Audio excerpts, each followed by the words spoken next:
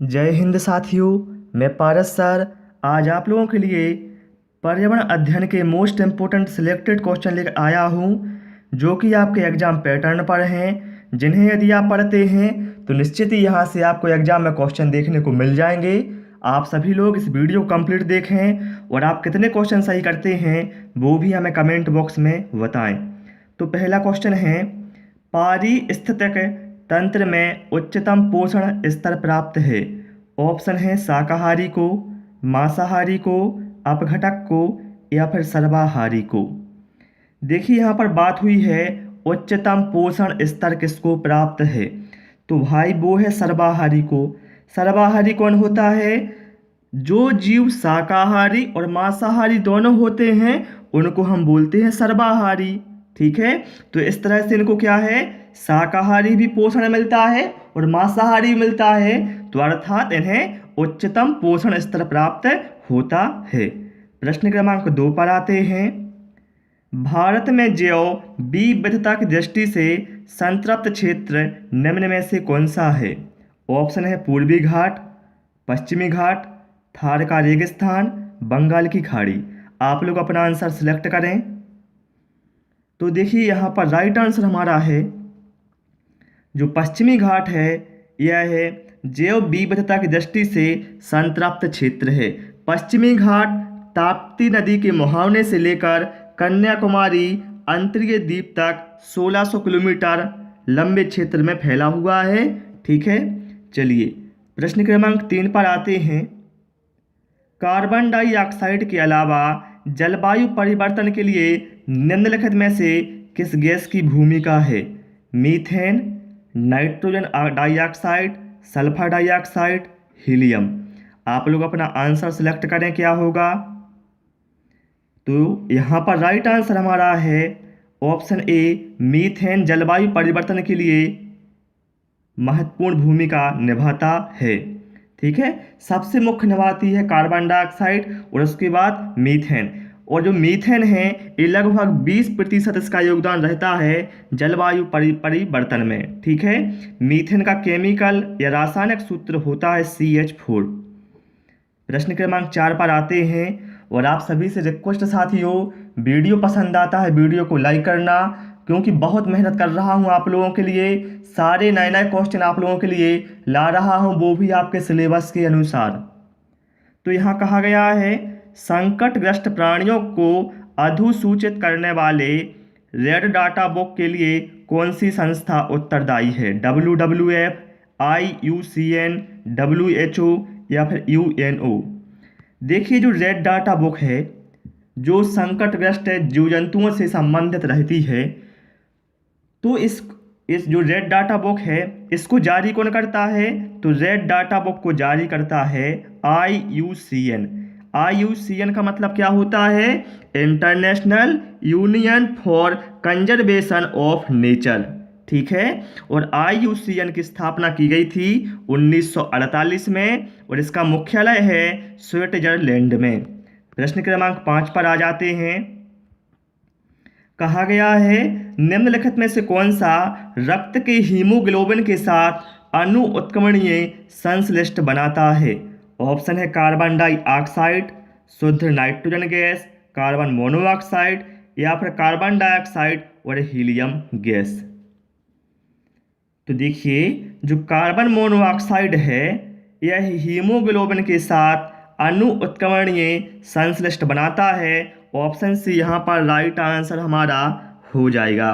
और देखिए जो कार्बन मोनोऑक्साइड है इसका रासायनिक सूत्र होता है CO, और कार्बन मोनोऑक्साइड की अधिक मात्रा यदि शरीर के अंदर चली जाती है तो क्या होता है, इससे पहले मनुष्य का दम घुटने लगता है और धीरे धीरे क्या है, बेहोशी भी आने लगती है और कभी कभी तो इसमें मृत्यु भी हो जाती है। ठीक है, चलिए क्योंकि यह हीमोग्लोबिन के साथ क्रिया करती है। ठीक, चलिए प्रश्न क्रमांक 6 पर आते हैं। पारिस्थिति की स्थायी मितव्ययिता है, यह किसका नारा था? यह जो नारा है यह किस आंदोलन का नारा था? ऑप्शन है चिपको आंदोलन, नर्मदा बचाओ आंदोलन, यहाँ पर है आपीको आंदोलन। ठीक है, दो जगह हो गया है लेकिन एक जगह पर है आपीको आंदोलन। और या फिर उक्त में से किसी का नहीं। तो देखिए पारिस्थितिकी की स्थायी मितव्ययिता है, यह नारा था चिपको आंदोलन का। ऑप्शन ए यहाँ पर राइट आंसर हमारा हो जाएगा, ठीक है। और चिपको आंदोलन पादप संरक्षण से संबंधित था, जो प्रारंभ हुआ था उत्तराखंड के रैणी नामक गांव से, और इसके प्रणेता थे सुंदरलाल बहुगुणा, ठीक है। सारे पॉइंट ध्यान रखना चिपको आंदोलन के बारे में। इसमें लोग क्या है, पेड़ों की सुरक्षा के लिए पेड़ों से चिपक कर खड़े हो गए थे, इसी वजह से इसका नाम रखा गया था चिपको आंदोलन। प्रश्न क्रमांक 7 पर आते हैं। खाद्य श्रृंखला या फूड चेन में मानव है एक निर्माता, केवल प्राथमिक उपभोक्ता, केवल द्वितीयक उपभोक्ता और प्राथमिक तथा द्वितीयक उपभोक्ता। तो देखिए खाद्य श्रृंखला में मानव क्या है। देखिए भाई, हम जानते हैं जो प्राथमिक उपभोक्ता होते हैं वो होते हैं शाकाहारी, और जो द्वितीयक उपभोक्ता होते हैं वो होते हैं मांसाहारी।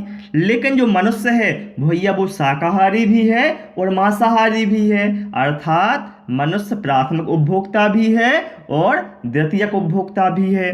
तो यहाँ पर राइट आंसर हमारा हो जाएगा ऑप्शन डी, प्राथमिक तथा द्वितीयक उपभोक्ता, क्योंकि मनुष्य क्या है, शाकाहारी भी है और मांसाहारी भी है।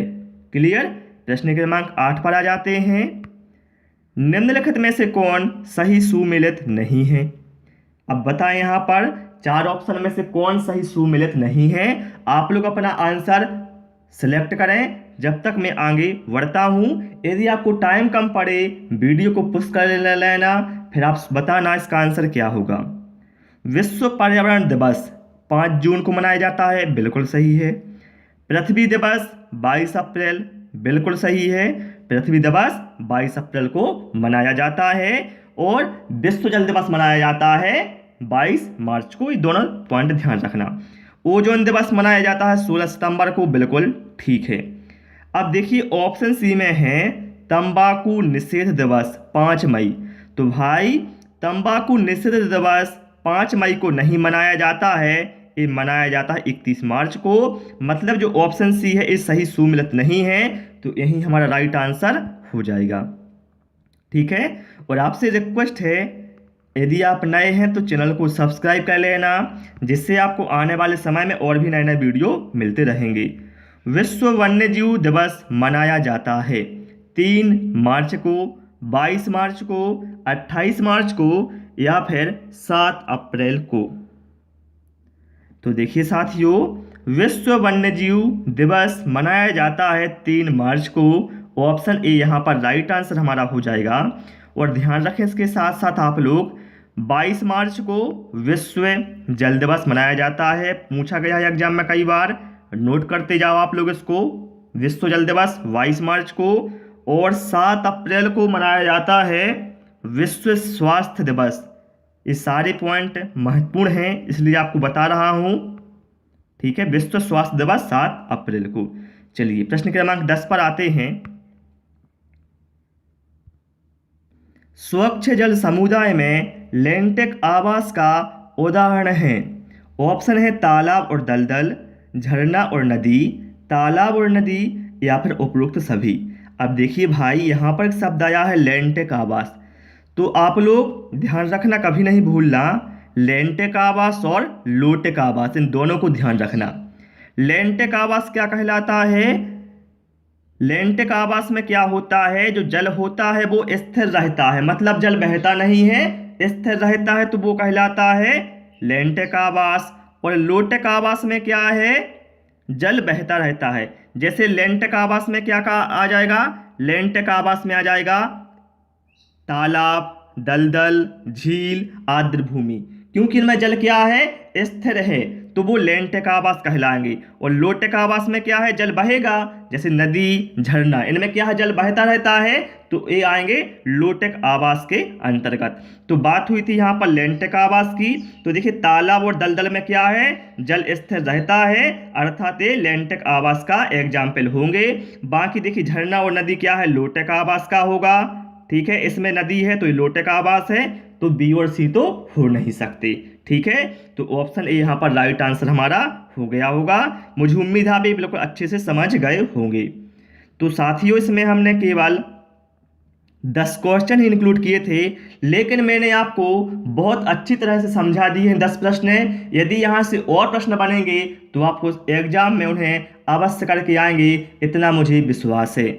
आपको हमारी क्लास कैसी लगी हमें कमेंट करके अवश्य बता दें, और क्लास पसंद आई है तो आप वीडियो को लाइक कर दें। मैं समझूंगा आपको क्लास बहुत पसंद आई है, और एक प्यारा सा कमेंट कर देना, और जो भी आपके फ्रेंड हैं उनके साथ शेयर करना। और यदि आप नए हैं तो चैनल को भी हमारे सब्सक्राइब कर लेना। Thanks for watching this video.